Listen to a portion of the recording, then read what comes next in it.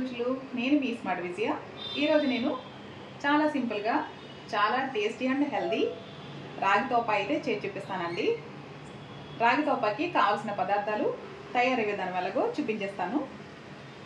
ఒక అరకప్పు రాగి పిండి, అరకప్పు కొబ్బరి తురుము, 3/4 కప్పు బెల్లాన్ని అయితే తీసుకున్నానండి. ఇప్పుడు తయారీ విధానం ఎలాగో చూద్దాము. ముందుగా స్టవ్ వెలిగించి ఒక కడాయిని అయితే పెట్టేసుకొని ఒక గ్లాస్ వాటర్ అయితే వేసుకోవాలండి. ఇప్పుడు మనం తీసుకున్న బెల్లాన్ని అయితే వేసేసుకుందాము.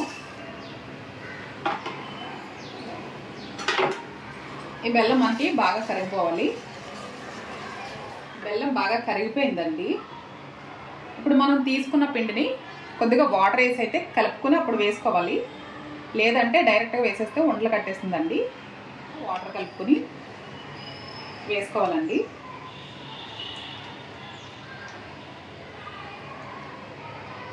ఇలా వేసుకుని మనం సిమ్లో పెట్టి అయితే ఉడికించుకోవాలి. హైలో పెడితే గట్టి పడిపోతుందండి బాగా.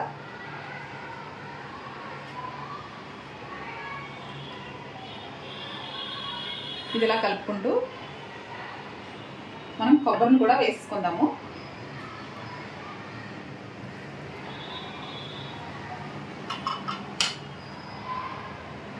సిమ్లో పెట్టి కలుపుకుంటూ ఒక 10 నిమిషాలు అయితే ఉడికించుకోవాలండి. దగ్గర పడేంత వరకు అయితే ఇలా కలుపుకుంటూ ఉడికించుకోవాలి. లేదంటే ఉండలు కట్టేస్తుందండి. చూసారు కదా ఫ్రెండ్స్, చాలా టేస్టీగా అయితే ఉంటుందండి. నేచురల్ ఇంగ్రీడియంట్సే కాబట్టి హెల్త్కి చాలా మంచిదండి. ఐరన్, కాల్షియం ఫుల్గా ఉంటుంది కాబట్టి పిల్లల దగ్గర నుంచి పెద్దవాళ్ళ వరకు చాలా హ్యాపీగా చేసుకుని తినేయచ్చండి. ఈ రెసిపీ తప్పకుండా ట్రై చేయండి. ట్రై చేసి మీకు ఎలా వచ్చిందో నాకు కామెంట్ చేయండి ఫ్రెండ్స్. చాలా సింపుల్ అండి. ఒక్క 5 మినిట్స్లో మనకి స్వీట్ అయితే రెడీ అయిపోతుంది. మీరు కావాలంటే ఇందులో నెయ్యి కూడా యాడ్ చేసుకోవచ్చు. నేనైతే వేయట్లేదు. చూసారు కదా ఫ్రెండ్స్, మనకి రాగి తోప అయితే రెడీ అయిపోయిందండి. స్టవ్ కూడా ఆఫ్ చేసేసుకుంటున్నాను. ఈ రెసిపీ మీకు కూడా నచ్చినట్లయితే లైక్ చేయండి, షేర్ చేయండి.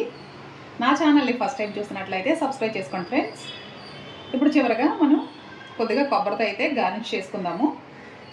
ఒక బౌల్లో అయితే తీసేసుకున్నానండి. కొబ్బరితో ఇలా గార్నిష్ చేసుకుంటే అద్భుతమైన స్వీట్ అయితే మనకి రెడీ అయిపోయిందండి. ఈ రెసిపీ మీకు కూడా నచ్చిందని అనుకున్నానండి. చాలా సింపుల్గా, చాలా తక్కువ ఇంగ్రీడియంట్స్తో ఇంట్లోనే మంచి హెల్తీ ఫుడ్ అయితే మనం రెడీ చేసుకోవచ్చండి.